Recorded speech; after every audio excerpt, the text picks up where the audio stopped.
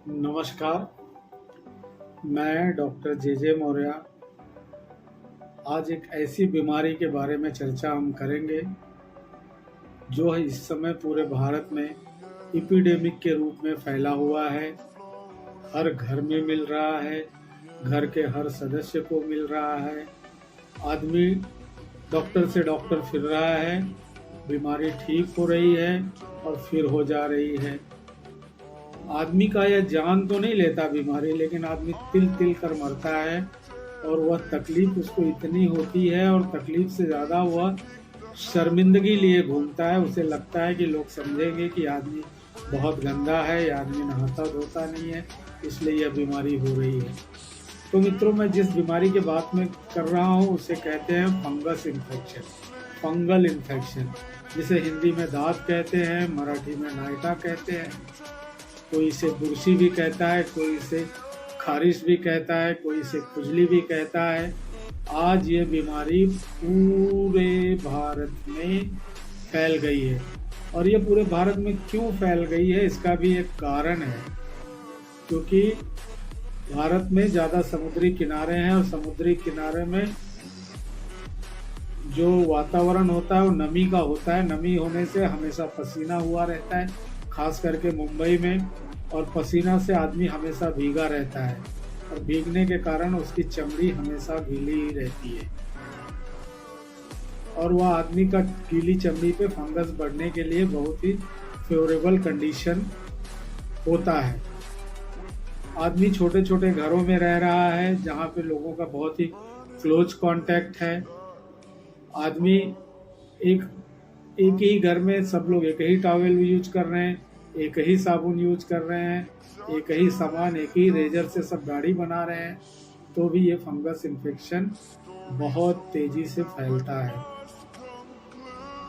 इस fungus infection को ठीक करने के लिए लोग तरह तरह से डॉक्टरों के पास जाते हैं, लेकिन डॉक्टर जो दवाइयाँ लिख के देते हैं वह बहुत ही आधा अधूरा ढंग से खाते हैं, और आधा अधूरा ढंग से खाने के कारण थोड़ा सा आराम हो गया और बंद कर देते हैं, जिससे फंगस फिर से ग्रोथ होता है, और अब की बार जब ग्रो होता है तो रेजिस्टेंट होता है, उसके ऊपर फंगस की दवाइयाँ भी काम नहीं करती।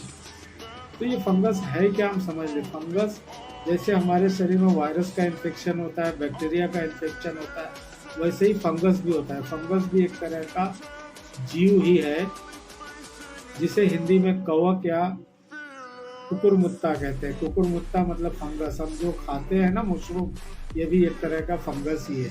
हमारे शरीर पे, सभी के शरीर पे फंगस रहते ही हैं। ये सिम्बायोसिस से रहते हैं, मतलब शरीर के डेड सेल को खा के जिंदा रहते हैं और हमें तकलीफ भी नहीं देते। लेकिन जब किसी कारण से हम हमेशा गीला कपड़े में रह गए, हमेशा पसीने में डूबे रह गए, हम बार बार नहा नहीं रहे हैं, हम अपनी स्वच्छता नहीं रख रहे हैं, तो वहाँ ज़्यादा टाइम पसीना है, तो ऐसा डैम्प वेदर, नम वेदर में उस गीली जगह पे शरीर के वह भाग जो खास करके छुपे हुए हैं, जैसे आपका कान, जांघ, छाती के नीचे, ऐसी जगहों पे फंगस ज़्यादा होता है। और ये फंगस बढ़ने का एक कारण मेन तो अभी ये भी हो गया है कि बाजार में बहुत से स्टेरॉइड के क्रीम मिलते हैं। स्टेरॉइड के क्रीम है, उसमें एंटी फंगल भी होगा, एंटी बैक्टीरियल भी होगा और स्टेरॉइड भी होगा। लोग अपने आप ले आते हैं और लगाते हैं, और लगा के उन्हें उनको तुरंत राहत मिलती है और फिर छोड़ देते हैं, फिर खुजली होती है, फिर लगाते हैं। इससे वहाँ पे जो फंगस है बहुत ही रेजिस्टेंट हो गए हैं। इवन जो भी स्किन स्पेशलिस्ट है वो सबको बार बार वार्निंग दे रहे हैं कि स्टेरॉइड का यूज मत करो। उन्होंने सरकार से भी निवेदन किया है कि steroid, anti fungal, anti bacterial का जो मिक्स कॉम्बिनेशन है उसे बंद किया जाए, लेकिन उसके ऊपर सरकार ध्यान नहीं दे रही है। केमिस्ट भी बड़े आराम से सबको देते हैं और सबको लगता है कि हम ठीक हो गए, लेकिन आज जो रेजिस्टेंस है, घर घर में जो फंगस फैला है, इसका कारण है स्टेरॉइड युक्त क्रीम का यूज करना। तो दोस्तों, आप जो भी अगर स्टेरॉइड यूज कर रहे हैं, स्टेरॉइड के बहुत से क्रीम हैं, क्लोवेन जी, कैंडिड बी, लोवेट जीएम, हजारों नाम है, लेकिन जो भी फंगस के साथ स्टेरॉइड का क्रीम है उसे नहीं यूज करना है। लेकिन अगर यूज कर रहे हो तो ओरली उसके साथ एंटी फंगल है तब तो ठीक है, या तात्कालिक राहत उससे दे के फिर एंटी फंगल क्रीम और एंटी फंगल टैबलेट को देना चाहिए। तो आप सोचेंगे कि अब आप समझ गए कि फंगस हो कैसे रहा है, क्यों बढ़ रहा है और लोग क्यों परेशान हैं। फंगस के नाम बहुत हैं। कोई उसे एथलीट फुट कहता है, कोई उसे रिंगवर्म कहता है, कोई जॉकीज कहता है। जब वो आपके पुरुष के लिंग पे होता है तो जेनाइटल कैंडिडियासिस कहते हैं, और जब वो स्त्री के लिंग सेक्सुअल ऑर्गन पे होता है तो उसको वेजाइनल ईस्ट इन्फेक्शन कहते हैं। ज़्यादातर लोगों को जो इम्यूनो कॉम्प्रोमाइज्ड है, तो मतलब इम्यूनो कॉम्प्रोमाइज का मतलब होता है कि आदमी को अगर HIV है तो भी उसका जो इम्यूनिटी है वो लो होती है, उनको ज़्यादा होता है। आदमी को डायबिटीज़ है तो भी होता है। तो जिनका इम्यूनिटी लो है, जो डैम्प वेदर में काम करते हैं, जो हमेशा पसीने में रहते हैं, जिनका बहुत क्लोज कांटेक्ट है और जिन्होंने स्टेरॉइड क्रीम का ज़्यादा यूज किया है, ऐसे लोगों को फंगल इन्फेक्शन ज़्यादा होता है। और ज़्यादातर फंगल इन्फेक्शन बार बार इसलिए हो रहा है क्योंकि जो है ना पेशेंट ये ठीक से इलाज नहीं कर रहे हैं। तो फंगस का इलाज आप अपने डॉक्टर के पास जाओगे, डॉक्टर के दी हुई दवाइयाँ और कुछ समय तक खाने के बाद और बार बार डॉक्टर को दिखा के जब डॉक्टर कहे तभी दवाई बंद करोगे तो ये फंगस ठीक हो जाएगा। मैं आज आपको एलोपैथिक इलाज नहीं बताऊंगा क्योंकि एलोपैथिक इलाज आप सब लोग खुद अपने मन से करके फंगस एकदम अब रेजिस्टेंट हो गया है। लेकिन मैं कुछ आपको घरेलू उपाय बताता हूँ जो आप करोगे तो फंगस आपका कम रहेगा। आप अपने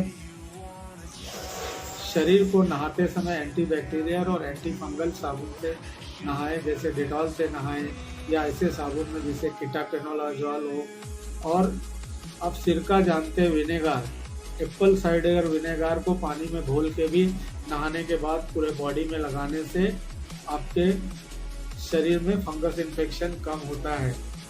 और एक ट्री ऑयल होता है, चाय का तेल, उसको भी लगाने से फंगस इन्फेक्शन कम होता है। हम जो घरों में नारियल का तेल लगाते हैं, वह नारियल का तेल अगर हम बॉडी में अपने जांघों में और लगा के रहे दिन भर तो भी फंगस का प्रमाण कम हो जाता है। हल्दी को भी लगाया जाता है, एलोवेरा को लगाया जाता है, लहसुन को घिस के लगाया जाता है। इसके अलावा घर में लोग सेम टॉयलेट न यूज करें, सेम टॉवेल न यूज करें, सेम साबुन यूज न करें, सेम रेजर न यूज करें। और जिसको फंगस हुआ है उसके बिस्तरे पे भी नहीं सोना चाहिए। जिसको फंगस हुआ है उसके कपड़े को गर्म पानी में धो देना चाहिए और उसके कपड़े को हमेशा गर्म इस्त्री से घुमाना चाहिए। गर्म इस्त्री से घुमाने से वो फंगस मर जाते हैं। और फंगस इतना विकराल हो गया है, ये कह लो कि इसको एपिडेमिक कह लो। पहले जहां हम 1-2 पेशेंट देखते थे, अब कम से कम 15 से 20 पेशेंट रोज देखते हैं। पहले हम खाली मलहम लिख देते थे तो भी पेशेंट ठीक हो जाते थे। फिर उसके बाद आया फ्लुकेनाजोल, हफ्ते में 1 बार दे देते थे तो ठीक हो जाता था।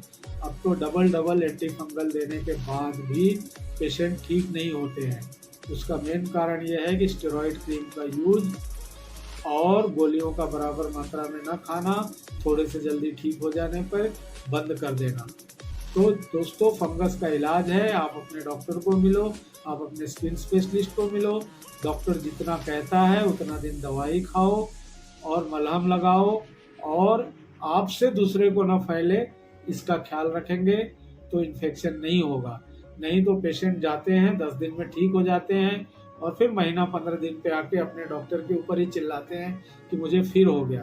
तब उन्हें कहते हैं कि भैया आपने मेरे कहने के अनुसार चले नहीं, आप अपना पूरा ट्रीटमेंट नहीं किए, और अगर आप पूरा अपना ट्रीटमेंट भी करें तो भी अगर आपको फिर से फंगस बॉडी में लगेगा तो हो जाएगा। उनको मैं ऐसे उदाहरण देता हूँ कि खेत में फसल लगी हुई है, आप उसको काट देंगे तो खेत में फिर से फसल उगने के लिए आपको बीज डालेंगे तो ही होगा। वैसे ही बॉडी भी आपका एक शरीर है, इसमें फंगस लगा, उसको हमने दवाइयाँ दिया, उस फंगस को मार डाले। अब आपको फिर फंगस तब होगा जब आपको फंगस फिर से कहीं से लगे।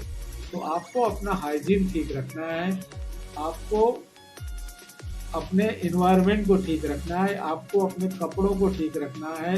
आपको मोस्टली नायलॉन के कपड़े पहनने हैं। सॉरी, ये गलती से निकल गया, आपको कॉटन के कपड़े पहनना है, नायलॉन के कपड़े नहीं पहनना है। लूज कपड़ा पहनना है, टाइट टाइट जीन्स नहीं पहनना है। आपके अंडरगारमेंट, अंडरवियर, बनियान ये सब भी लूज होंगे, तो आप प्रॉपर ट्रीटमेंट लोगे तो ठीक हो जाओगे। अगर आपको पसीना ज़्यादा हो रहा है तो आप एंटी फंगल पाउडर भी लगा सकते हैं, जिससे आपको राहत मिलेगी। लेकिन मैं यहाँ पे फंगल के ट्रीटमेंट की चर्चा नहीं करूँगा, क्योंकि फंगल के ट्रीटमेंट को लोगों ने अपने आप कर करके फंगस को बहुत बढ़ा दिया है, और यह पूरे आज भारत भर की समस्या हो गई है। तो आपको सिर्फ इतना ही मेरा संदेश है कि अगर आपके पास फंगस है तो आप अपने डॉक्टर के पास जाओ। ज़रूरी नहीं कि मेरे पास ही आओ, आपका अपना जो भी डॉक्टर के पास, जो भी डॉक्टर है उसके पास जाओ। डॉक्टर आपको गाइड करेगा, और उसके गाइड के अनुसार आप अगर आप दवा करोगे तो आप ठीक हो जाओगे, और भारत एक दिन फंगस मुक्त हो जाएगा। नमस्कार, कल फिर मिलेंगे एक नए वीडियो के साथ।